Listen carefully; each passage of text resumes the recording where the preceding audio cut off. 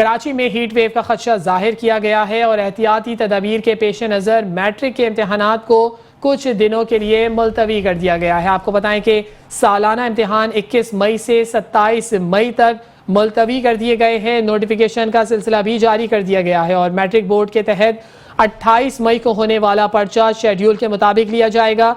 9वीं और 10वीं जमात के मुलतवी होने वाले पर्चों का ऐलान बाद में किया जाएगा। नज़र सिंध में भर में अगर बात की जाए तो इंटरमीडिएट के इम्तहानात भी मुलतवी कर दिए गए हैं। कराची समेत सिंध भर में इंटरमीडिएट इम्तहानात की तारीख तब्दील कर दी गई है। इंटर के इम्तहानात 22 मई के बजाय अब 27 मई से शुरू होंगे। आपको बताएं कि कराची में भी हीट वेव का खदशा है। एहतियाती तदाबीर के पेश नज़र मैट्रिक सालाना इम्तहानात 21 मई के बजाय 27 मई तक मुलतवी कर दिए गए हैं, जबकि मैट्रिक बोर्ड के इम्तहान का 28 मई का होने वाला पर्चा शेड्यूल के मुताबिक लिया जाएगा। 9वीं और 10वीं जमात के मुलतवी होने वाले पर्चों का ऐलान बाद में किया जाएगा। मेट्रो वन न्यूज़, हर पल की खबर।